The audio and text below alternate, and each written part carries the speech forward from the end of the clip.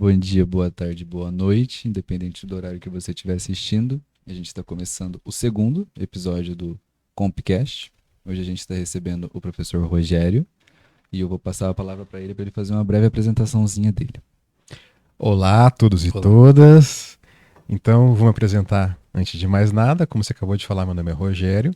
Mas antes de me apresentar, eu queria agradecer a oportunidade de estar participando, agradecer o convite de estar aqui no A gente que Compcast agradece. hoje.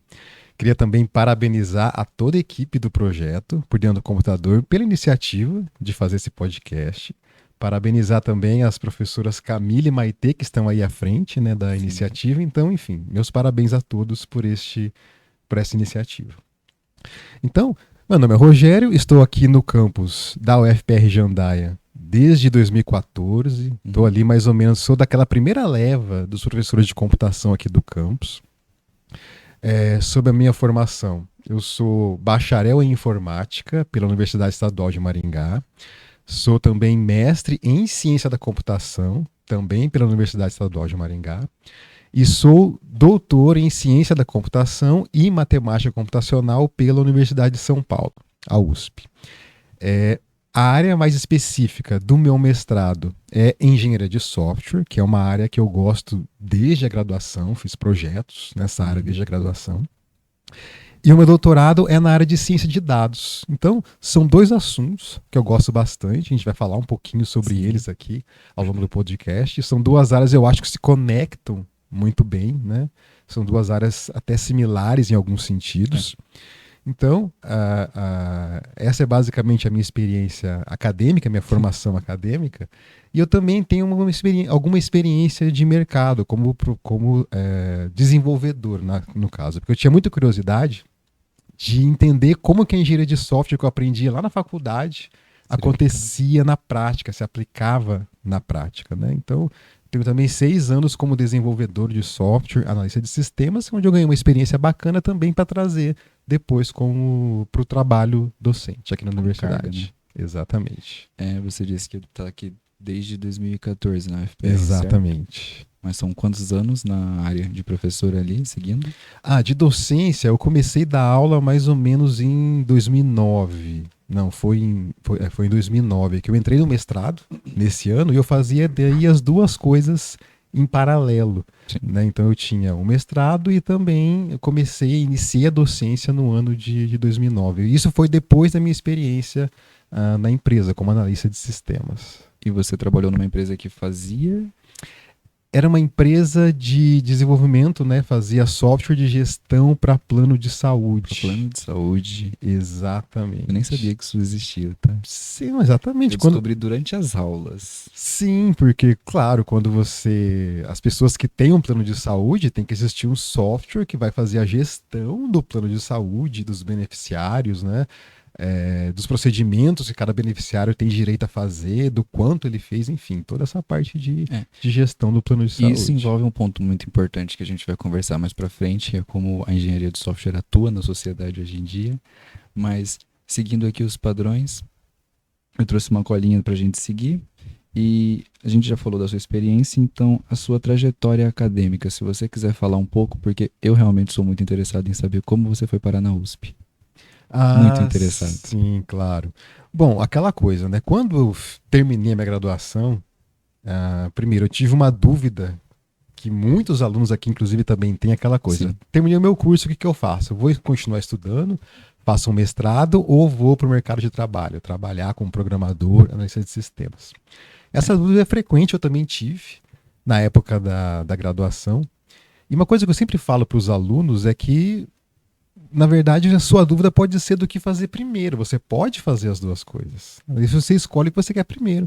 Foi o que eu fiz, basicamente. Então, quando eu terminei a minha graduação, né, eu falei o seguinte: eu tinha também já desde aquela época uma vontade de iniciar a docência, sempre uhum. gostei da área acadêmica, fiz projetos de pesquisa e tudo mais. E também tinha curiosidade de saber como que era o mercado, né, de trabalho da área de computação. Então eu fiz dois processos seletivos ao mesmo tempo. Né? Eu falei, olha, eu vou fazer um processo seletivo para entrar numa empresa, trabalhar como programador e também vou fazer um processo seletivo para o mestrado e o que der certo, Deu. deu. Vou pelo caminho que acontecer, né? Vou ver o que a vida está aí, Uhum. para onde ela está me guiando. E o processo seletivo da empresa, o resultado saiu primeiro. Eu fui aprovado para trabalhar como programador júnior numa empresa. E como que já tinha dado certo, aí eu falei, então nem vou continuar com o processo do mestrado, nem fui fazer entrevista. Para ir no meio, falei, já que deu certo a empresa, saiu o primeiro resultado, vou trabalhar na empresa. E aí, a minha intenção inicialmente era trabalhar ali 1 ano, mais ou menos, 1 ano e pouquinho, como programador, analista de sistemas. Mas, na verdade, eu fiquei 6 anos. 6 anos. 6 anos trabalhando ali, porque assim a gente começa a se envolver com os Vai projetos gostando, da né? empresa, vai gostando. E aí, às vezes, eu pensava em sair, ia conversar com o meu gerente, ele falava, não, fica aí, a gente dá um aumento. Daí eu acabava ficando, né? E na verdade era interessante porque essa empresa que eu trabalhei durante 6 anos, ela fica em Maringá, mas os clientes são todos de fora do Paraná, na verdade, né? Os clientes são, ela tem clientes pelo Brasil inteiro e em capitais normalmente. Então, eu viajava muito para implantar sistemas, para atender os clientes, né, nas suas cidades, né, na cidade, para ajudar a implantar o sistema.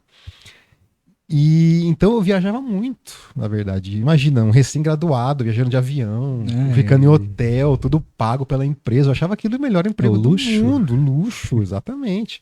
Então eu viajava, por exemplo, tinha clientes em São Paulo, tinha clientes em Brasília, tinha cliente em Florianópolis, tinha cliente em Fortaleza. Eu cheguei a passar 60 dias em Fortaleza atendendo um cliente, claro. Trabalhava muito, mas no final de semana você levava um tempo conhecer uma praia. Então eu achava aquilo o máximo. Então até por isso eu fiquei tanto tempo na empresa. Durante 6 anos, né? Tem motivo? Exatamente. E daí, mas realmente eu comecei como programador júnior, depois programador pleno, sênior, analista de sistemas, até que chegou uma hora que eu tinha feito praticamente tudo já dentro da empresa.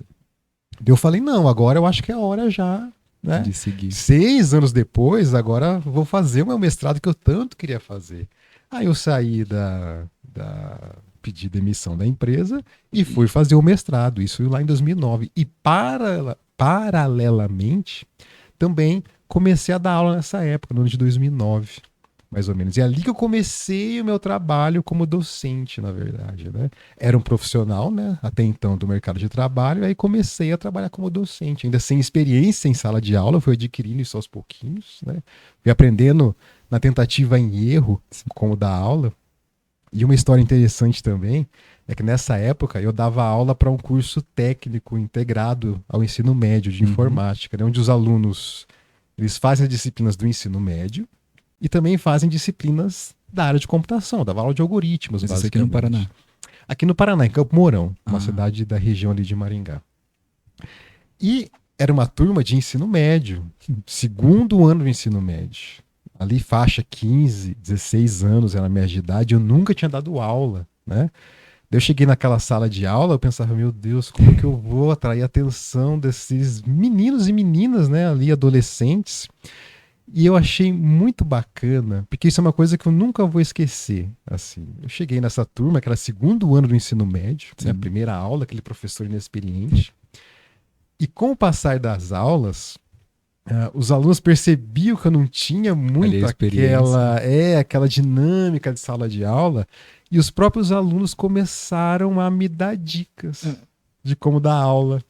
De vez em quando, no meio da aula, alguém levantava a mão e falava: professor, por que você não faz tal coisa em vez de tal coisa? Não, boa. Professor, por que você não faz isso?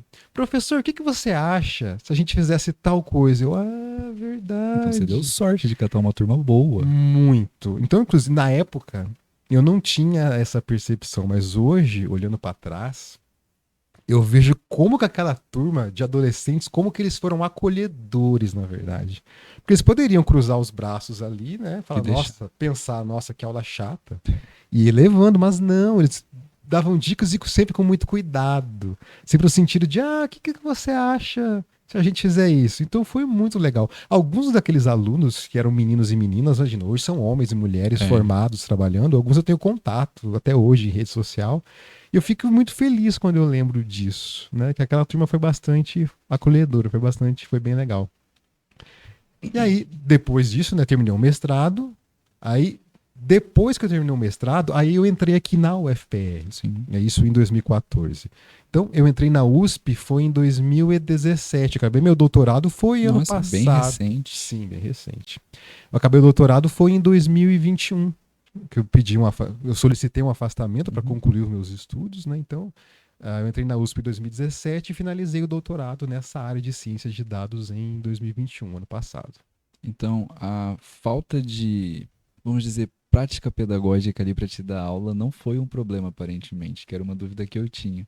Porque eu sempre gosto de perguntar para os professores que a gente tem aqui se a falta da prática pedagógica para eles era um problema. Para você, teoricamente, não foi. Não, inicialmente foi um problema. É, Porque, sim. porque realmente, no caso, o que acontece com a maioria dos professores do ensino superior é que a gente faz um curso de bacharelado, né, no caso de computação, e depois vai dar aula, mas não tem aquela formação base, pedagógica, né, de sala de aula. Então a gente aprende muito por tentativa e erro, né? E no meu caso eu tive essa sorte de ter uma turma que realmente dava algumas dicas, né? E eu percebi que no final do semestre a minha aula estava muito melhor Do que quando começou. do que quando começou, né? E também uma coisa que me ajudava bastante, que eu sempre me inspirava, lembrava de professores que eu tive na graduação e pensava assim, nossa, eu acho que eu vou, Me de inspirar certa nesse forma, me tipo. inspirar naquele estilo. Isso funcionava muito também, né? Então foi assim que eu comecei na docência e fui aprendendo aos pouquinhos a dar aula, né? Mas uma coisa que é interessante enfatizar também é que mesmo que que a gente não tenha essa formação pedagógica, uma vez que você entra na docência, existem cursos ali Sim, complementares sim. de formação pedagógica. A própria UFPR tem vários cursos nesse sentido, né? Cursos, não um curso superior, uma pedagogia, mas cursos de formação ali de 50, 60 horas que a gente Pra dar um pode caminho, fazer. né? Exatamente, onde tem alguma formação pedagógica, metodologias ativas, né? Algumas formas de cursos na área de ensino e aprendizagem, onde eu fiz alguns Sim. também, e eu sempre aprendi coisas ali que foram interessantes e que eu uso, inclusive, nas minhas aulas até hoje. Agora a gente vai sair um pouquinho dessa área acadêmica da docência e eu vou pedir para você dar uma introdução para o pessoal para o que é a engenharia de software, que é um tema que a gente vai abordar bastante aqui. Isso, esse é um tema que eu gosto, Muito. gosto bastante de falar sobre, inclusive. Bom, a primeira coisa, a gente tem que pensar, né, o que é engenharia de software. Basicamente, claro, que a ideia aqui não é ser técnico, explicar, então eu vou falar Sim. assim de uma forma bem sucinta, bem abrangente, né? Que a ideia por trás da engenharia de software nada mais é do que criar software de forma sistemática, né? Sim. Estabelecer ali alguns métodos, processos que vão guiar o desenvolvedor na criação de software.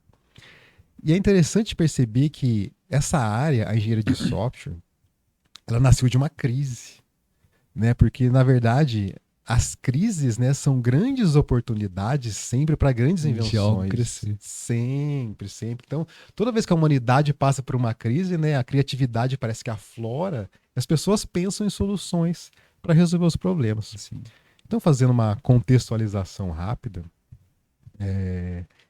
lá no início da computação, quando apareceram os primeiros computadores digitais, isso anos 1950, 1960. Nessa época, hardware era um grande problema. Sim. A parte física, né? Os computadores, os primeiros eram enormes, eles eram formados por válvulas que eram peças grandes, esquentavam, atraíam insetos, explodiam, era um terror, né? E nessa época quase não sobrava, era tão difícil manter o equipamento operacional que quase não sobrava tempo para se pensar na parte lógica, que era o software, né? Sim. Ali depois, anos 1960, por aí, final da década de 60, o hardware se estabilizou, passou a sobrar tempo para se pensar na parte lógica, que é o software. Mas não existia naquela época ainda método para criar software, se criava de qualquer forma, e o software criado era de péssima qualidade. Era muito ruim. Isso tornou-se um problema. Tanto que gerou, então, nos anos 60, a chamada crise de software 1.0, que é a primeira crise de software. Aí, então, um grupo de cientistas falou, não, peraí, a gente tem que encontrar uma solução para tentar resolver esse problema. Até que, então, alguém teve um insight. Não, peraí, existem técnicas de engenharia clássica, que são utilizadas para construir coisas, prédios, máquinas, equipamentos, por que não adaptar essas técnicas para construir software? É verdade. E foi aí que apareceu a engenharia de software, apareceram os primeiros princípios, né, que guiavam daí as pessoas que iriam criar software. Falavam, olha, você quer criar software? Você pode seguir esse caminho, né? Era um guia para você pode fazer isso, depois isso, depois isso, depois isso. Era um guia que dizia como criar um software, digamos assim. E essa área, aos poucos, ela foi se desenvolvendo, foi expandindo, e daí as pessoas que queriam criar software poderiam utilizar esse guia, né, para tentar construir software, sistemas de qualidade. E daí é interessante perceber que você pode pensar assim, olha, então quer dizer que quando a engenharia de software apareceu lá no final dos anos, acho que foi 1968, se não estou enganado, o ano. Então quer dizer que a partir dali, todo software criado sempre passou-se a criar software de qualidade? Não necessariamente, porque as técnicas existiam, mas nem todo mundo usava. Então, software ruim sempre existiu. Existe até hoje. Tanto que não é consenso, mas alguns autores, eles dizem que a crise de software, que começou lá em 1960, ela nunca acabou. Ela continua até hoje, porque hoje existe software ruim? Sim. Sim, claro. Existe software ruim. Na verdade, essa é uma percepção comum que as pessoas têm. Quantas vezes, por exemplo, você não ligou num call center, por exemplo, né, num serviço de atendimento ao cliente, né? Que é terrível. E a pessoa que atende fala assim, o senhor aguarde que o sistema aqui está inoperante, o sistema caiu, ou até numa loja que você vai, moço, aguarde um pouquinho, o sistema caiu, está inoperante. É muito comum você ouvir esse tipo de argumento até hoje, né? Então, até hoje, existe sim software de má qualidade, porque apesar das técnicas terem evoluído, de existirem técnicas que guiem as pessoas a como criar um software de qualidade, nem sempre elas são usadas. Então, é muito comum que existam, né, softwares que não são bons. Isso é bastante comum. Então, essa questão do software não ser bom, a gente pode atrelar com aquela crise, a primeira crise que você disse. Naquele primeiro momento, os softwares eles não tinham funcionalidades tão específicas, né? Eles faziam pouquíssimas coisas. Aí se a gente imaginar que, como dizem alguns autores, essa crise vem até hoje, você consegue fazer uma linha do problema que a engenharia tem hoje para lidar com a evolução que o mundo está tendo? Sim, é possível.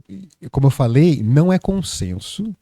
Não é consenso que a crise de software não acabou. Alguns autores falam que sim, outros autores falam que não aconteceu, que não, a crise de software acabou, ficou lá atrás. Hoje o software que se produz é melhor do que se produzia naquela época, enfim. Isso não é consenso. Agora, existe um consenso que hoje, nos últimos 10 anos mais ou menos, a gente está passando pelo que se chama de crise de software 2.0. Uma nova crise de software. Isso é fato. E isso acontece por quê? Porque hoje a computação ou a engenharia de software evoluiu tão rápido, né? A computação evoluiu tão rápido, existem tantos conceitos novos para se criar software que é necessário lidar com eles, que isso acabou gerando uma nova crise, digamos assim. Só para contextualizar de novo, eu adoro contextualizar as coisas. Para mim tem que ter um contexto histórico. Todo mundo tem que saber. Não, se não tiver eu fico perdido. Assim. Então, só contextualizando como que essa crise de software 2.0 surgiu.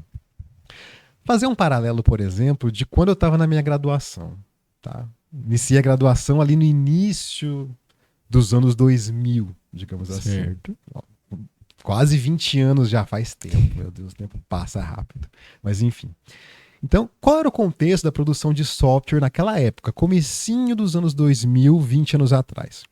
Naquela época, a tecnologia emergente, a linguagem de programação que todo mundo queria aprender, que era novidade, era Java. Não era C.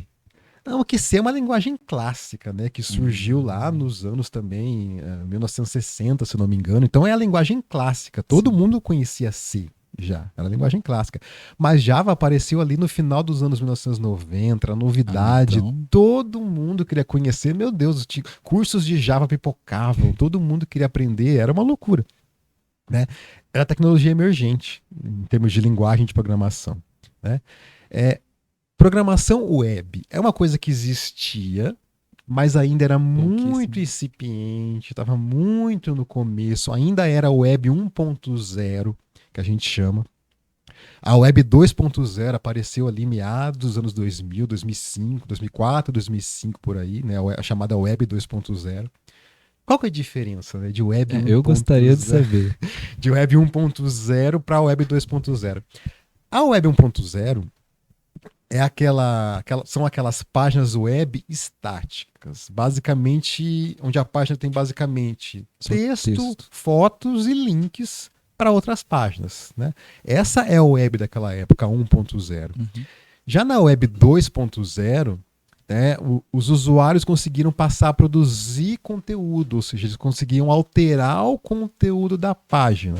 De que forma? Quando você, por exemplo, hoje em dia, você tem uma página no Facebook, onde você consegue escrever um comentário, colocar uma foto e publicar aquela foto com aquele texto, você está alterando o conteúdo da página web, Entendi. de certa forma, né? Então isso só foi possível com a chamada web 2.0. Na 1.0 não, você viu uma Só página estático. estática e não podia alterar nada. Certo. Então, no início dos anos 2000, as páginas web eram estáticas, a web 1.0.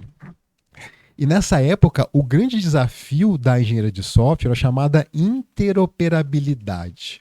O que é isso? É a comunicação entre sistemas de diferentes plataformas. Você comunicar, por exemplo, permitir que um sistema escrito, de repente, em C, se comunicasse com um sistema escrito em Java, que se comunicasse com uma página web. Esse era um dos grandes desafios da época. Esse era o cenário de 20 anos atrás. De 20 anos atrás. De lá para cá, você pode perguntar o que mudou? Nossa. Muita coisa. Muita coisa, o que é uma característica da computação. As coisas mudam e mudam muito rápido.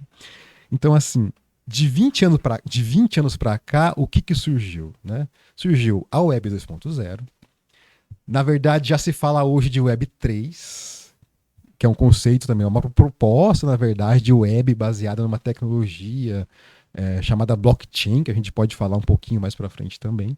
Então surgiu a Web 2, já se fala em Web 3, surgiram redes sociais, surgiu o conceito de Big Data, surgiu ciência de dados, surgiu inteligência artificial. Não, na verdade, a inteligência artificial ela não surgiu nos últimos 20 anos, ela é um conceito antigo, que existe desde os anos 1950, mas foi ali nos últimos 20 anos que realmente passou a ser usado Aplicado. de fato. Tá. Aplicado. Mas não, você fala de inteligência artificial desde os anos 1950. Redes neurais é um conceito que existe também há 40, 50 anos. Mas aplicado a computadores? Sim, o conceito da rede neural. Só que era um conceito, mas não era aplicável, porque a pesquisa sempre anda muito à frente do seu tempo. Então, as redes neurais existem há muito tempo, mas só agora que elas passaram a ser utilizadas na prática, utilizadas comercialmente, digamos assim.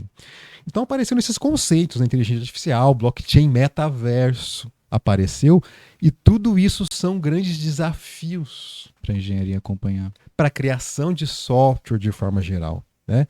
Então, esses grandes desafios para a construção de software se tornaram também um problema que gerou essa crise chamada de crise de software 2.0. Porque esses conceitos realmente eles mudam muito a forma como se produz software, né? Só para dar um exemplo, fala-se muito hoje de Big Data, né? Que é um conceito que surgiu também ali nos anos 1990. E o que é isso? É a produção massiva de dados, né? A humanidade passou a produzir dados de uma forma muito rápido, um volume de dados muito grande, né?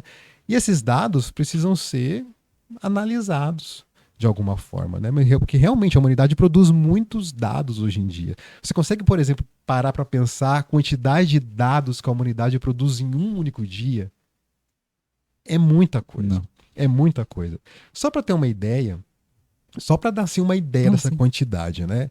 Não vamos nem pensar em um dia. Vamos pensar em 1 minuto, tá? 60 segundos. Só para ter uma ideia, né, alguns dados que eu estava lendo esses dias, em 60 segundos, em 1 minuto, por exemplo, uma única rede social, que é o TikTok, que é a queridinha, né, hoje em dia das redes sociais, Em 60 segundos, o TikTok exibe 167 milhões de vídeos. É muita coisa. No Google, acho que são feitas 6 milhões de pesquisas em 60 segundos, em um minuto. Em um minuto, se envia, em média, 188 milhões de e-mails em 60 segundos. Tá? Agora, se você multiplicar isso em um minuto, 188 milhões de e-mails. Se você multiplicar isso por 60, dá uma hora. E se multiplicar por mais 24, né, dá Uhum. total de um dia. Então, é muito dado. É muita informação, né, que a humanidade produz em 60 segundos ou em um dia. E é justamente daí que vem esse conceito De Big Data. de Big Data e, claro, o conceito também de ciência de dados. Né? Porque a ideia da ciência de dados justamente é você tem essa massa de dados e você precisa analisar esses dados para extrair valor, né? Extrair conhecimento desses dados. Né? Então, a ciência de dados é uma área multidisciplinar porque envolve computação, envolve estatística, É verdade. envolve até administração para se conhecer, área de negócios, que essa é uma área que as empresas valorizam muito hoje em dia, né? Essa necessidade de se analisar os dados para extrair valor, extrair conhecimentos para essa própria empresa. Né? Então é uma área que está muito em voga hoje em dia, que também gosto muito de ciência de dados. É que no caso a gente vai discutir mais pra frente, espero eu, sobre a diferença de um engenheiro para um cientista de dados. Mas Isso. a priori eu quero falar sobre aquele exemplo, porque a engenharia de software, claro que a gente não vai entrar em termos técnicos aqui, só que por trás da engenharia, apesar dela fazer software de boa qualidade, existe os requisitos. Isso. E teve aquele exemplo da loja. E aquilo eu acho maravilhoso e precisa ser falado, porque aquilo é claramente uma falha dos requisitos na Isso. engenharia. Se você puder falar, sem citar o nome da loja, mas é porque eu acho incrível aquele exemplo e eu nunca mais vou esquecer daquilo.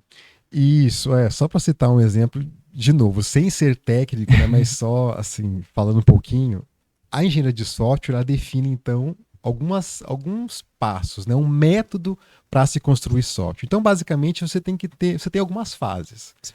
A primeira parte é entender o que esse software deve fazer. Quais são as necessidades, né? O que esse sistema deve fazer? É o primeiro passo. Entender o que deve ser feito. Né? Uma vez que você sabe, não, eu sei o que esse software deve fazer, eu sei quais são as necessidades do cliente, da pessoa que vai usar esse sistema, aí você faz um projeto. E depois desse projeto do software, o projeto é feito com base nessas necessidades. Aí depois do projeto você cria o código-fonte, né? Você faz a programação propriamente dita e depois testa o software, manutenção, enfim, são as fases definidas pela engenharia de software. E muita gente acha, por exemplo, uma questão muito comum que as pessoas acham que criar software é programar. Então você, por exemplo, eu quero fazer um software, eu abro uma linguagem e saio programando. E não é assim. Né? Existem fases anteriores a essa. Primeiro, entender a necessidade, depois fazer o projeto e depois, obviamente, vem a parte mais importante, que é criar o código-fonte. Né? E nesse exemplo da loja que eu vou comentar, que é um exemplo onde claramente, né, não se atentou à necessidade, do cliente, digamos assim. Na verdade, licença também trata daquela questão que a gente fala da engenharia ter que acompanhar, porque esse exemplo você vai falar, mas ele também trata de uma tecnologia que está começando a caminhar, que é o metaverso. Exatamente. O metaverso é o futuro, digamos assim, né, em termos de criação de software. Então, para falar disso, a gente tem que comentar também o que é o metaverso, porque muita gente ouve falar, não, metaverso é isso, metaverso é aquilo, mas o que é o metaverso, digamos assim. Tem uma coisa que eu sempre falo, é que toda vez que se pergunta o que é metaverso, a gente não diz o que é, a gente diz o que pode ser. Pode ser. O que pode vir a ser, porque metaverso é um conceito, e ele está em construção. Então, na verdade, ninguém sabe exatamente o que ele vai vir a ser. Você tem uma ideia, né, do que é o metaverso, mas ainda está em construção o que é esse conceito, digamos assim. E muita gente confunde metaverso com realidade virtual. Pois é. mas são duas coisas distintas, tá? Então, bom, primeiro, antes de falar o que é metaverso, vamos falar o que é, como que um conceito vai se ligando, puxando o outro. Não tem como fugir. Não tem como fugir, é assim mesmo, né? Um conceito vai se ligando ao outro. Contextualizando? Isso, contextualizando, que eu adoro fazer, contextualizar as coisas, dar contexto, precisa fazer isso. O que é realidade virtual? Realidade virtual é quando você cria uma experiência imersiva em um ambiente digital, digamos assim. Você deve ter visto já, com certeza, em parque de diversão ou algum shopping, né? Aquelas máquinas onde você coloca um óculos, né? De realidade virtual. Então, por exemplo, aquele óculos vai te simular o que é uma montanha-russa. Sim. Por exemplo. Aí normalmente tem um carrinho que você senta e o carrinho faz alguns movimentos para dar uma sensação de movimento. Aí você coloca aquele óculos de realidade virtual que vai passar imagens como se você estivesse, né, andando numa montanha-russa de verdade. E às vezes tem até um fone de ouvido que reproduz barulhos. Sim. Também de uma montanha-russa. Isso vai fazer com que você tenha uma experiência imersiva. Você vai se sentir como se você estivesse, ter a sensação de estar numa montanha-russa sem de fato estar lá, né? Então a realidade virtual, ela trabalha com sentidos, principalmente visão, por causa do óculos, né? Audição, né? Por causa do som, e também às vezes algum sentido tátil. O fato do carrinho se movimentar assim, te dá a sensação de você estar num ambiente diferente, digamos assim. Mas a realidade virtual, você pode perceber que normalmente é uma experiência isolada. Ou seja, sim, você vai estar nesse ambiente imerso, como se fosse uma montanha-russa, mas você vai estar sozinho. É uma experiência solitária. Você não vai interagir com outras pessoas naquele ambiente. Então, esse é o princípio básico da realidade virtual, né? Você tem uma experiência imersiva em algum lugar, mas necessariamente você não vai interagir com outras pessoas. É uma experiência solitária. Você num carro, nesse exemplo que eu dei, é você num carrinho sentindo curtindo. como se você estivesse numa montanha-russa. Já o metaverso não. O metaverso ele já é uma experiência de socialização. É como se você tivesse também num ambiente propiciado pela realidade virtual, mas você tem a oportunidade de estar nesse ambiente, você vai ter um avatar e você vai interagir com pessoas. Certo. Ou seja, vão ter outras pessoas, amigos seus ou desconhecidos, que também estarão nesse ambiente, também terão um avatar e você vai poder se comunicar, sociabilizar com essas pessoas. Então, o metaverso ele dá um sentido de comunidade, né? De interação, de socialização, e aí se usa recursos de realidade virtual para se estar naquele ambiente. Então, a diferença básica entre realidade virtual e metaverso é que o metaverso proporciona essa possibilidade de socialização.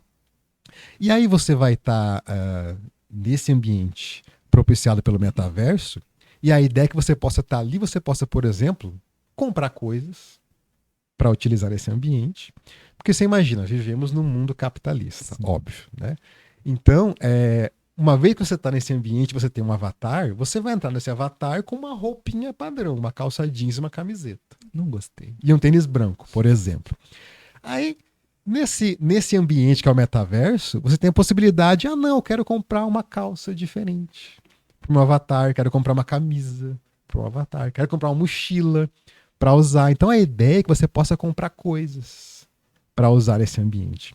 Inclusive, tem alguns metaversos em que você pode comprar espaços, terrenos, digamos assim, como se fosse um terreno. O metaverso ele tem lá, né? Ele é dividido, ele é literalmente loteado em terreno. Você pode comprar um espaçozinho, esse espaço aqui é meu, digamos assim. Então, são experiências de compra. E só fazendo um paralelo, o metaverso ele só é possível porque existe um outro conceito, olha aquela coisa, né? Conceitos ligando-se um ao outro, mas não tem como fugir disso. Não imagino qual seja agora. Não tem como fugir disso.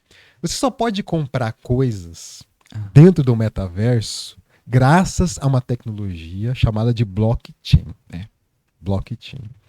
Não vou entrar em termos técnicos aqui do que é o blockchain, porque é complexo, né? Porque basicamente blockchain são blocos de informação interligados, eles permitem conferir propriedade a itens digitais, basicamente. Então, por exemplo, é a tecnologia básica das criptomoedas. Por exemplo, o Bitcoin. O Bitcoin só é possível por causa dessa tecnologia chamada blockchain. Então, o blockchain permite que você compre coisas, né? Que você, na verdade, confira, ateste propriedade para itens digitais, digamos assim. Só para dar um exemplo, imagina o seguinte: o que é dar propriedade a um item digital? Imagina o seguinte: você tem nós temos perfis nas redes sociais, Instagram, por exemplo. A gente sempre tem o hábito de falar que, olha, o meu perfil do Instagram, a minha página no Instagram, né? A gente tem o costume de falar isso. Mas, na verdade, esse perfil do Instagram, ele não é meu. Não é seu. Ele é do Instagram. A gente fala a minha página, mas o perfil é do Instagram. Então eu tô lá criando posts, postando fotos, né? Se um belo dia, amanhã, o Facebook, na verdade, chama-se Meta, agora a empresa, né? Que é dona do Instagram. Se a Meta falar assim, não, acabou o Instagram, vamos descontinuar. Não temos mais Instagram agora, acabou. Fizer isso amanhã. O que acontece com o meu perfil, com as fotos que eu tenho lá? Acabou, eu perdi, porque o perfil, eu coloquei dados ali, mas o perfil é do Instagram, não é meu, né? É que a gente nunca lê aqueles termos e condições quando cria um perfil numa rede social, né? Tem lá termos e condições, a gente clica em aceitar e não lê. Mas ali fala algo nesse sentido, que o perfil não é seu, né? Se a gente lesse, né, os termos e condições... acho que não tem noção disso. Não tem. Então, se o Instagram quiser acabar com aquela página, perdi os meus dados, perdi as fotos que eu postei ali, por exemplo. Se o Instagram fosse construído com essa tecnologia de blockchain, por exemplo, eu poderia conferir propriedade a uma foto que eu publiquei lá. Então a foto seria minha. É minha propriedade aquela foto. E daí, se o Instagram um belo dia, acabou o Instagram, acabou a plataforma, eu continuaria tendo aquela foto. Mas não na plataforma. Não na plataforma, mas essa foto estaria armazenada em alguma parte da nuvem, digamos assim. Certo. Porque a foto é minha, eu conferi propriedade àquela foto e coloquei aquela foto no Instagram. Se o Instagram acabar, eu continuo tendo a foto. Então isso só é possível por causa dessa tecnologia chamada blockchain, né? Que é uma das tecnologias centrais, tanto do metaverso quanto da Web3, que a gente comentou aí há um tempinho atrás, né? Essa tecnologia chamada blockchain.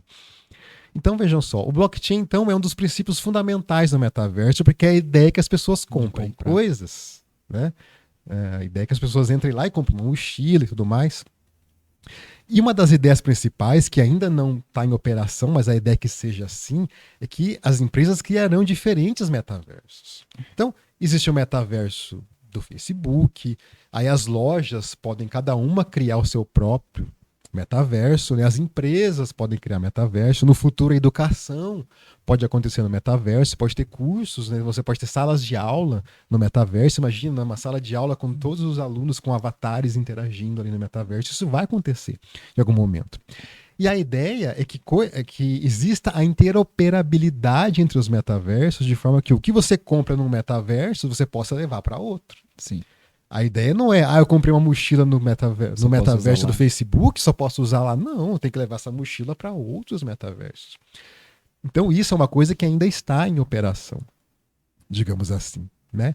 Então, enfim, fizemos tudo isso para chegar naquele exemplo maravilhoso. Para falar naquele exemplo do metaverso. Como que a engenharia de software é importante também, inclusive para a criação dos metaversos. Então, quando eu falei de crise de software 2.0, tá todo mundo criando ambientes no metaverso. As empresas, as lojas, tem tribunais no metaverso, que a ideia é, de repente, começar a fazer julgamentos, por exemplo, com juízes, com o réu, com as testemunhas, tudo.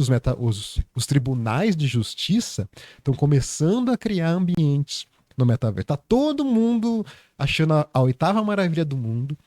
Todo mundo criando metaverso, mas o problema tá cada um fazendo de um jeito. Sim. Não tem padrão. Está em discussão, na verdade, padrões de como se criar, nesses ambientes, no metaverso, e criar padrões é o princípio básico da web. A web só existe hoje, fez tanto sucesso, porque existem padrões, e padrões abertos. Isso que é o mais importante. Não são proprietários, você não tem que pagar por esses padrões, né? Então, o que são padrões da web? HTML, que é a linguagem de construção das páginas, é um padrão aberto. O CSS é um padrão aberto. O HTTP, que é o protocolo de comunicação ali das páginas, é um padrão aberto. Não existem padrões, eles são abertos. E com o metaverso, esses padrões ainda não existem, mas a ideia é que eles existam. Justamente para isso, para que diferentes empresas criem metaversos e eles exista ali uma compatibilidade entre eles. Mas isso é o futuro. Ainda não tem padrão nenhum, tá cada empresa criando de um jeito, ou seja, exatamente como aquela primeira crise de software lá, onde cada um fazia o software de um jeito, idem, hoje em dia, cada um cria o metaverso de um jeito, digamos assim. E daí teve um caso interessante, agora sim chegamos àquele exemplo de como que é importante você utilizar os princípios da engenharia de software até para construir metaverso. Tem uma empresa, né, as empresas então, né, existe uma grande loja de departamentos, né, que criou um metaverso para que os clientes, isso foi recentemente agora, agosto passado, criou um ambiente no metaverso para que as pessoas pudessem entrar lá e comprar coisas no metaverso. Então, se você fizer a experiência de entrar no metaverso dessa grande loja de departamentos, você vai entrar lá e o metaverso ele é basicamente uma reprodução da loja física. Certo. Tem lá as prateleiras, né, os espaços lá com as coisas que você quer comprar. Lembra muito a loja física mesmo, né? E uma curiosidade dessa loja que eu acho incrível é que toda vez que eu vou, a loja ela tá vazia, dá a impressão, não tem ninguém na loja, mas você chega no caixa, tem para pagar, tem fila. Eu fico perguntando de onde saíram essas pessoas, a loja tá praticamente vazia, mas eu não sei, parece que chega no caixa para pagar o que você comprou, as pessoas caem do céu da impressão. Eu não sei de onde vieram aquelas pessoas, mas enfim. E por incrível que pareça, né, isso acontece no metaverso. Então, por exemplo, as pessoas vão lá, você tá no metaverso, seu avatar bonitinho lá andando de um lado pro outro, vou comprar uma coisa aqui, uma coisa ali, você compra. Tô sozinho. Estou sozinho na loja, e a impressão dá, você quase não vê gente na loja, e você chega no caixa para pagar, tem fila no caixa. Agora, te pergunto, quem vai entrar no metaverso para enfrentar fila? Isso não faz o menor sentido, não tinha que ter fila. A fila no mundo real, no mundo físico, ela existe, ok, né? Não pode ter caixa para todo mundo, então faz sentido você entrar no caixa e esperar numa fila. Agora, no metaverso não faz sentido, tinha que ter bastante caixa para que as pessoas não perdessem tempo esperando fila, então isso é inadmissível.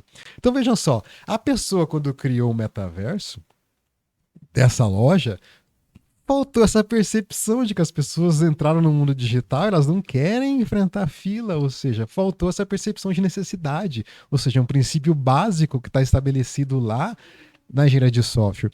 E isso me lembra muito o que meus professores falavam há 20 anos atrás. Meus professores falavam que, olha, a engenharia de software, ela veio, né, ela existe para criar soluções, não para informatizar os problemas. E nesse caso, na criação do metaverso dessa loja, o que aconteceu foi informatizar um problema. Né? Claro que isso deve estar sendo revisto, as próximas versões aí do metaverso, provavelmente.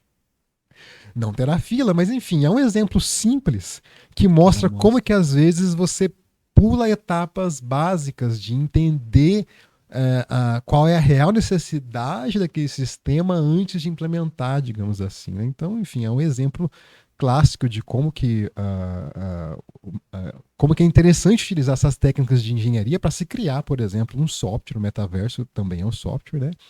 E também para a área de ciência de dados, a mesma coisa, né? A ciência de dados também é uma área parecida, né? Não digo parecida, mas alguns princípios básicos, por exemplo, da engenharia de software, também podem ser utilizadas na área de análise de dados, ciência de dados. São duas áreas que eu vejo algumas correlações, digamos assim. Aproveitando que a gente entrou agora na ciência de dados, é aquilo que eu queria falar sobre a diferença entre um engenheiro de software ali, porque o cientista de dados aí também pode aplicar, como você acabou de dizer, os métodos, mas qual que é a diferença entre um engenheiro de software para um cientista de dados?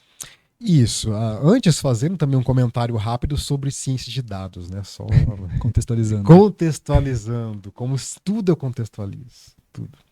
Não, aqui, qual que é a ideia, né, de ciência de dados? Então eu falei de Big Data, que é a produção massiva de dados, e as empresas, elas de alguma forma precisam analisar esses dados, né, para, por exemplo, entender melhor o seu negócio, entender melhor o seu cliente, entender o comportamento do seu cliente, até para oferecer, de repente, opções personalizadas. Sim.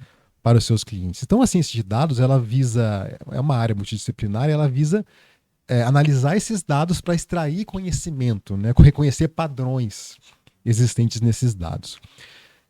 Aí, só para citar um exemplo, né, de empresas, por exemplo, que hoje em dia é uma área de muito valor para as empresas. Então, por exemplo, se você pensar no caso mais simples que existe hoje, que já existe há um bom tempo, se você pensar em e-commerce, por exemplo, né, comércio eletrônico. Se você pensar, por exemplo, no site da Amazon. Vamos pegar o exemplo. Você, Alan, resolveu jogar tênis. Tá, ótimo. Você gosta de jogar tênis ou não? Não, mas enfim, vamos pensar que você gosta e você vai jogar tênis agora. Aí você falou, ora, preciso de uma raquete de tênis. Aí você entrou lá no site da Amazon e pesquisou lá raquete de tênis, apareceu uma raquete, vou comprar. Quando você inclui essa raquete no seu carrinho de compras, o que aparece lá, olha... Quem comprou uma raquete de tênis também comprou esse kit aqui com 3 bolinhas de tênis.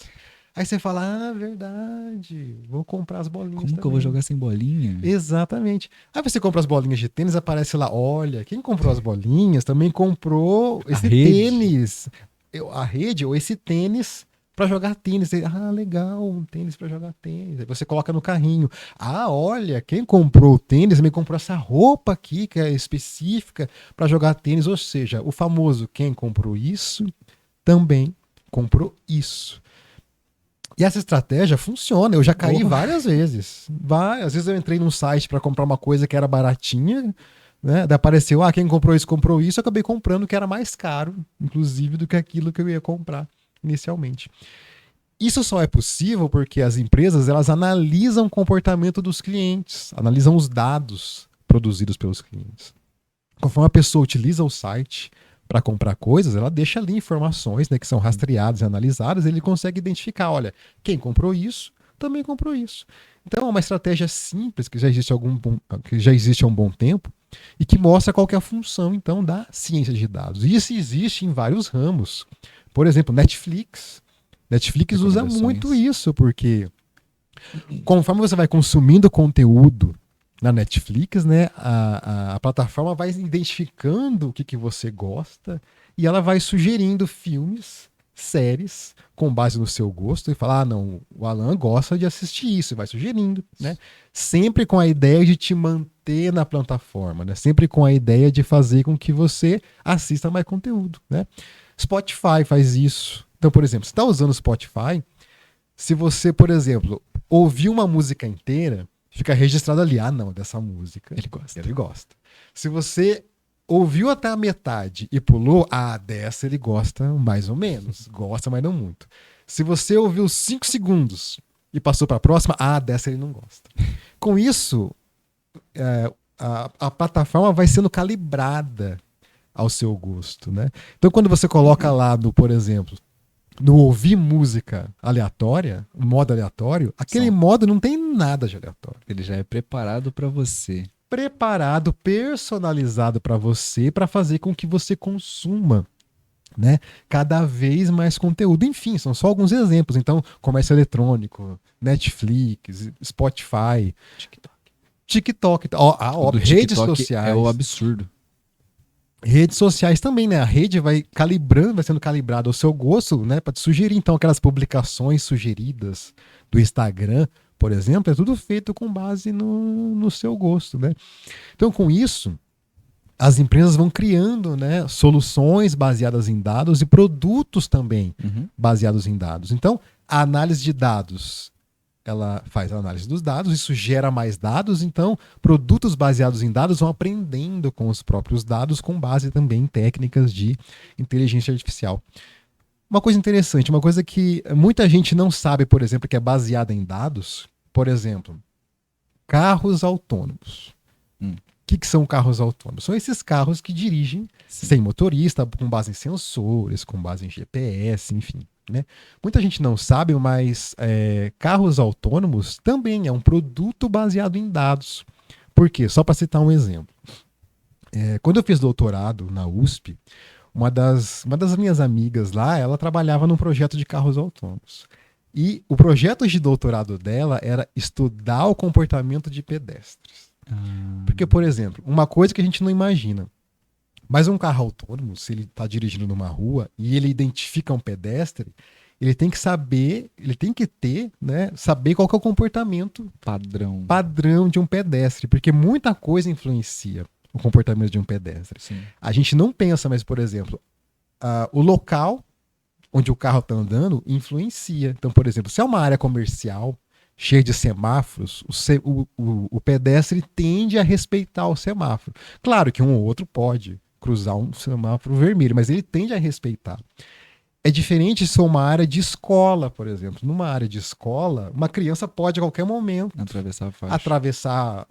atravessar a frente do carro, ele tem que estar preparado. Né? Então, digamos assim, se é uma região comercial, é menos perigoso, já uma área escolar, um cuidado maior. O clima influencia no comportamento do pedestre. Se está só o comportamento dele é um, se está chovendo o comportamento dele é outro. Então, tudo isso influencia o comportamento. Então, uma vez que você identifica o comportamento do pedestre, isso faz parte do carro autônomo, e toda vez que o carro autônomo identifica um pedestre, ele vai... não, esse aqui está de acordo com o comportamento. E se alguém foge ao comportamento, ele anota aquele dado para falar, olha, então estou encontrando pedestres que fugem do comportamento, ou seja, ele vai aprendendo aos poucos com os dados. Então, um carro autônomo também é um produto baseado em dados. A gente não pensa muito nisso, né? Muitas vezes, né? Quando essa minha amiga contou que ela estudava comportamento de pedestres, meu Deus, eu nem imaginava que esse tipo de coisa existia. Mas enfim, até porque a gente não vê também tantos, a gente não vê praticamente carros autônomos andando. Aliás, você sabe por que a gente não vê carros autônomos andando nas ruas, por exemplo? Aqui? Não, em qualquer lugar. Existem muitos poucos carros autônomos dirigindo pelas ruas. Já parou para pensar nisso? É uma tecnologia. Muitas empresas têm projetos de carros autônomos, muitas universidades têm carros autônomos, só que eles não andam pelas ruas, por exemplo. Eu acho que é porque não tem como prever o comportamento de todo mundo. Também, mas não é só por causa disso, tá? É interessante, claro, tem uma questão comercial também, né? O carro autônomo é um produto caro, é todo mundo que tem, mas basicamente as ruas ainda não estão cheias de carros autônomos andando para cima e para baixo, basicamente por dois motivos. O primeiro motivo, por mais estranho que pareça, um deles, claro, é psicológico. As pessoas não estão preparadas para verem carros sem motoristas andando para cima e para baixo. Isso é fato, realmente. É muito estranho. As pessoas não estão preparadas para lidar com essa situação nova. Esse é um motivo mais óbvio que não é o principal. O principal motivo é legislação. Sim. Não existe legislação de trânsito para carro sem motorista. Porque você imagina, se um carro desse, ele é preparado para não atropelar ninguém.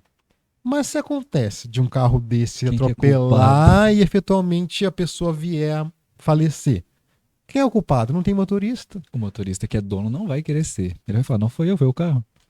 E o carro, digamos assim, quem é o culpado? O culpado é a empresa que fez, o culpado é o projetista? Não está claro. Então o principal motivo é a legislação. Mas enfim, um dos principais motivos. Certo. Mas enfim, voltando para o que a gente tinha comentado, né? Olha, a gente fez tudo isso para voltar para falar a diferença, né, de ciência de dados, a diferença básica, né, entre cientista de dados e engenheiro de software, ou a diferença das duas coisas. Como eu falei, eu vejo como duas áreas correlatas, que se parecem. É que o engenheiro de software, ele é um profissional mais generalista, digamos assim, que se preocupa com a produção do software em si. Algo nesse sentido, né? A produção do software. Ele estuda técnicas para produzir, né, software. Já a ciência de dados, ou o cientista de dados, né, a ciência de dados já é um profissional mais especialista que vai estudar, por exemplo, como, por exemplo, analisar esses dados e disponibilizar esses dados para que sejam utilizados por algum software, por exemplo, no futuro, né, na sequência.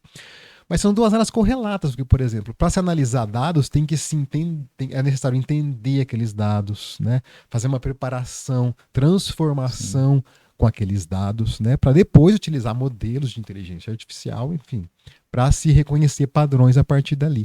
Mas o cientista de dados, ele é um profissional mais especialista do que um engenheiro de software.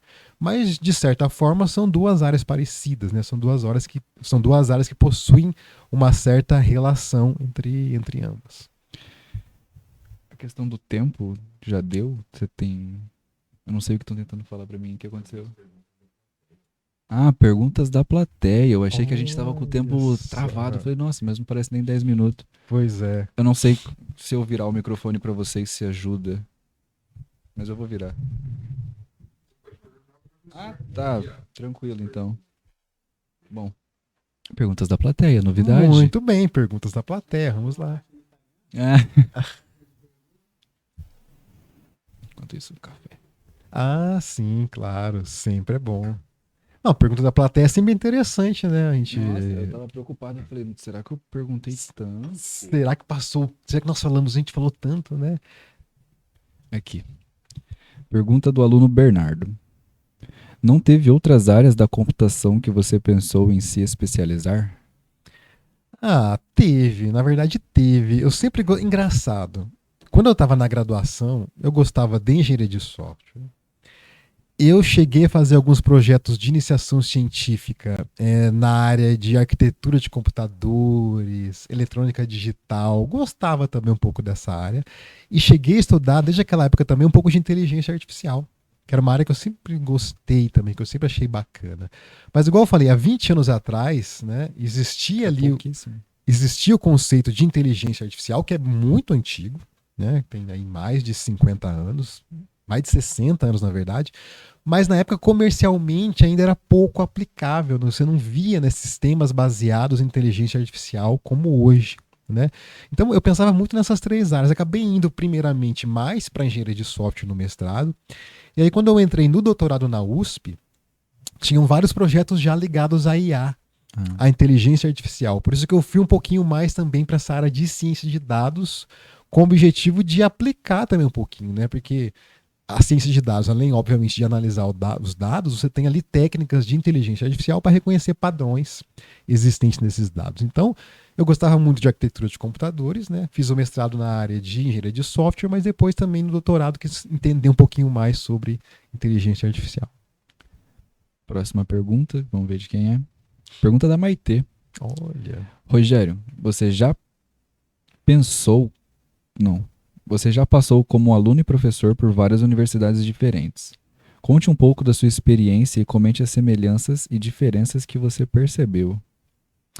Entendi. Ah, realmente, como eu falei, né? Eu, como aluno, né? Eu fui aluno tanto na Universidade Estadual de Maringá, onde eu fiz graduação e mestrado. Uhum. Fui aluno da USP, no caso no doutorado, nos últimos 4 anos, entre ali 2017 e 2021, isso como aluno. Né? Sim. E como docente, eu tive essas experiências, igual comentei com você logo no início, né? Aquela experiência que foi muito bacana, com alunos do ensino médio Que te formaram. Olha, é até estranho falar isso, mas realmente a minha formação como docente se iniciou a partir de alunos do ensino médio. Isso é incrível. É uma experiência que eu nunca vou esquecer. Aquela turma, igual eu falei, alguns eu tenho contato Até hoje. com eles até hoje, então era uma turma incrível. Né?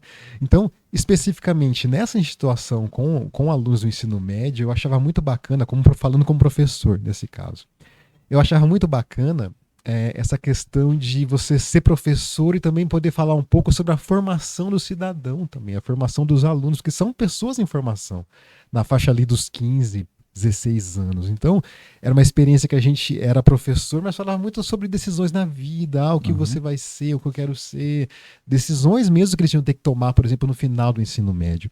Então, é uma experiência como docente que para mim foi muito enriquecedora, não só no sentido de começar a aprender a dar aula, mas no sentido também de ter essa experiência de ajudar na formação daquelas pessoas, daqueles meninos e meninas que hoje são homens e mulheres, né, formados já. Então foi uma experiência muito bacana nesse sentido, aquela experiência inicial ali como docente, como professor daqueles alunos do ensino médio.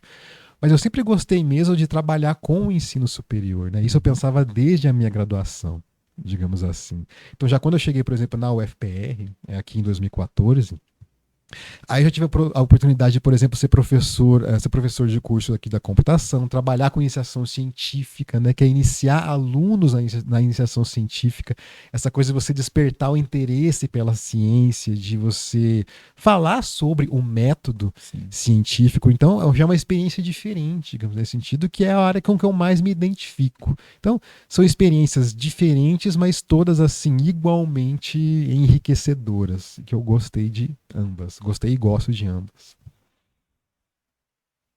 Se vale dizer, se um dia você virar um professor, provavelmente vou me inspirar em você, que é aquilo que a gente falou, eu acho muito bom o jeito que você dá aula. Eu agradeço, muito obrigado. E agradeço aos garotos do ensino médio. Pergunta do Zig, o nosso primeiro participante do podcast. Qual a influência do seu doutorado no seu ensino? Ah, muita coisa. Nossa, a gente teria que fazer um podcast só para falar disso, que é muito diferente. Porque realmente, eu acho que um curso de doutorado, ele muda muito a sua forma de ver o mundo, na realidade. A ciência, a sua forma de ver o mundo.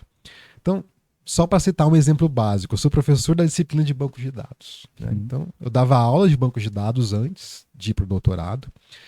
E quando eu cheguei na USP, você tem que cumprir os créditos, né, disciplinas, né, fazer créditos. E eu fiz a disciplina de banco de dados no doutorado.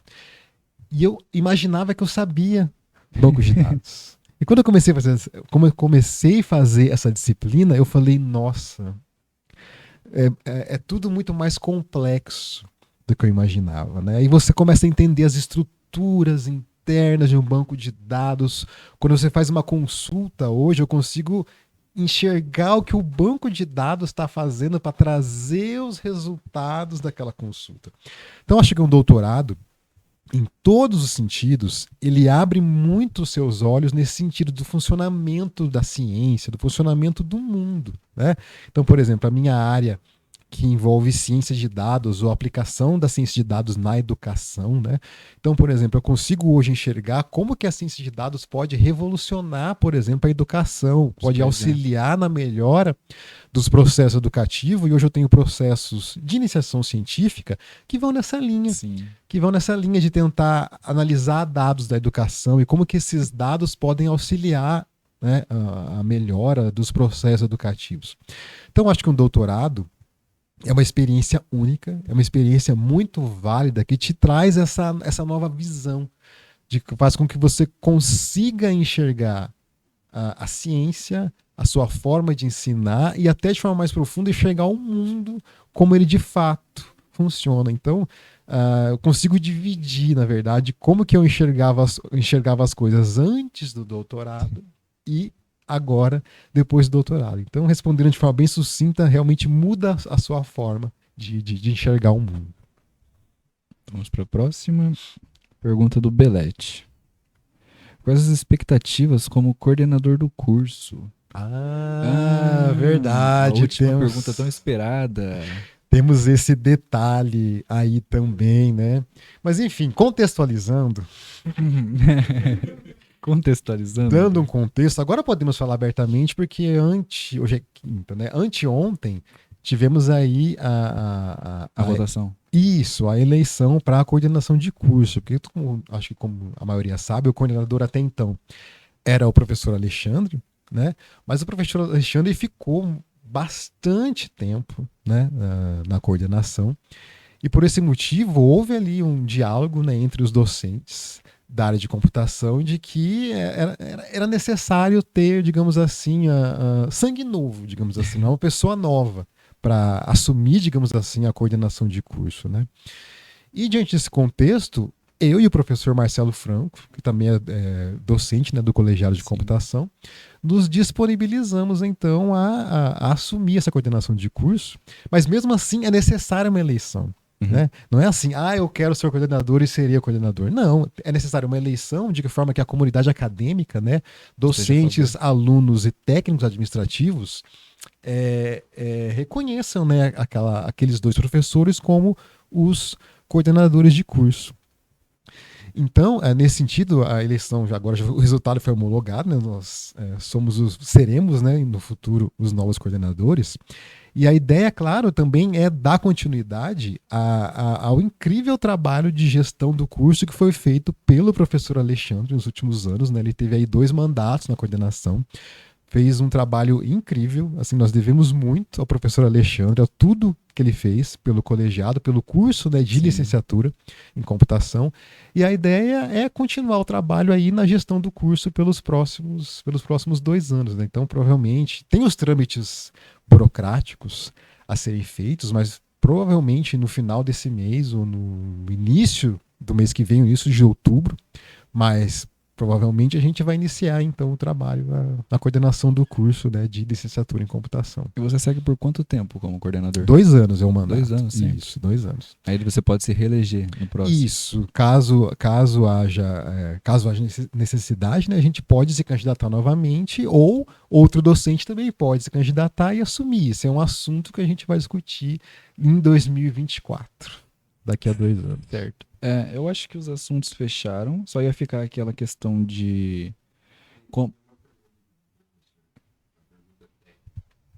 Professor, baseado no que você falou durante a entrevista do Metaverso, qual que é o futuro do banco de dados? Agora que está tudo migrando para a nuvem, para essas coisas de metaverso, qual que é o futuro da sua área de pesquisa de banco de dados? Sim, é que na verdade as tecnologias elas se alteram, né? Então, como eu falei antes, o metaverso ele é baseado numa tecnologia chamada blockchain. E o blockchain não deixa de ser um banco de dados. Só que é um banco de dados distribuído, né? É como se fossem cadeias, né, de dados interligados, mas é um banco de dados extremamente tecnológico, digamos assim, né? Mas não deixa de ser um banco de dados, mas um BD distribuído. Então, aquele banco de dados, como a gente conhece, que é um banco de dados relacional que surgiu lá nos anos 1970, ele vai continuar, né? As empresas continuarão utilizando esses bancos de dados tradicionais, digamos assim. É que daí aparecem tecnologias novas, né, que vão aperfeiçoando essas que já existem, né? Mas então hoje existem os bancos de dados relacionais, que são aqueles de 40 anos atrás. Hoje em dia fala-se muito de bancos de dados não relacionais, que é uma tecnologia um pouquinho diferente. Aí existe também o blockchain, que são bancos de dados distribuídos. Então, esse é o futuro da área de bancos de dados. A tecnologia vai se modificando, né? Novas vão aparecendo, mas aquelas antigas não vão sumir, elas vão continuar aí por um bom tempo ainda também. E a única questão que ia ficar já veio da plateia, que era a relação da análise de dados e da própria engenharia a favor da educação. Eu não sei se você tem alguma questão para falar, mas eu acho que aí a gente fecha se não tiver problema para você. Não, tranquilo. É só para fazer então um comentário final, né,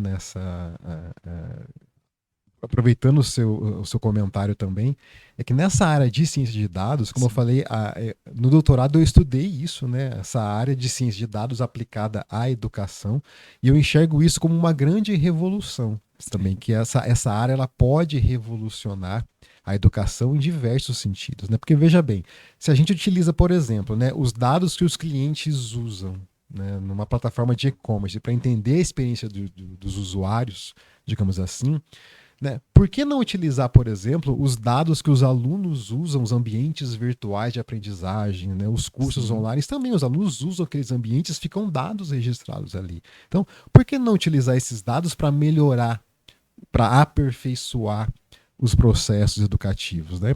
E hoje em dia nós temos muitos dados, né, relacionados à educação. Então, por exemplo, todas essas provas que mensuram, digamos assim, o desempenho dos alunos, por exemplo, notas do IDEB, Prova Brasil, ou do ensino superior ENAD, né, dados relacionados ao Enem, todos esses dados são livres e são disponibilizados pelo MEC, e também é possível analisar esses dados para melhorar os processos educativos, né? Nós vivemos em um país em que muita coisa na área da educação ainda tem que evoluir, né? Então eu vejo hoje a ciência de dados como uma área-chave, como uma área fundamental para justamente tentar aperfeiçoar esses processos, né? Tanto os processos educativos que acontecem, por exemplo, nas plataformas online ou dentro da sala de aula, como também esses dados de desempenho dos alunos, para a gente enxergar como que, por exemplo, o que a gente pode melhorar nas escolas de educação básica, o que é possível melhorar nas escolas do ensino médio ou até no ensino superior.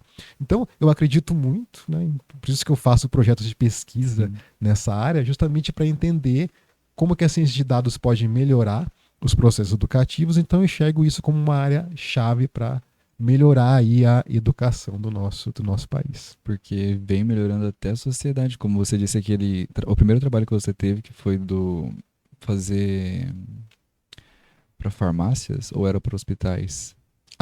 Para plano de saúde, você disse. É algo que eu pelo menos não imaginava, eu descobri na sua aula. E aí você começa a ver que um mercadinho pequenininho ali da esquina também pode melhorar se ele tiver essa tecnologia aplicada a ele. Então, não só a educação, como toda a sociedade pode melhorar se a gente aceitar essa tecnologia e usar com bom senso, claramente. Exatamente. Qualquer área, né? Qualquer área do conhecimento, inclusive a educação, que é uma área aí, exatamente, tão importante para o nosso país. Mas aí a gente vai fechando por aqui, tudo bem? Tudo bem. Então, foi um prazer receber você. Obrigado pela conversa. E até o próximo episódio, pessoal. E fica para você se despedir deles também. Bom, então eu queria mais uma vez aqui agradecer pela oportunidade. Eu acho esse espaço assim, um espaço incrível para que a gente venha para falar de assuntos, né? De assuntos que a gente gosta, que a gente acha importante, para que as pessoas também conheçam, né? Muitas vezes as pessoas não têm uma ideia. Nesse caso, a gente falou tanto aqui de engenharia de software, de ciência de dados, de metaverso, de blockchain, enfim, falamos de tanta coisa. E muitas vezes as pessoas não têm um conhecimento, né? Tanto alunos da área de computação, quanto o público em geral, às vezes não tem conhecimento, não sabem que existem esses conceitos. Então, eu acho esse espaço aqui incrível para a gente poder falar sobre isso. Então, mais uma vez, queria deixar aqui o meu parabéns, né, por essa iniciativa e agradecer pelo convite e que outros professores, né, também voltem aqui para falar sobre o que eles gostam, para ajudar também, tanto a divulgar, né, o curso, divulgar o projeto, divulgar o campus, e também para cada um pudesse falar aí sobre o que suas áreas de interesses e que gostam de fazer. Então, muito sucesso aí para os próximos episódios do Compcast. Obrigado, a gente agradece. Muito obrigado.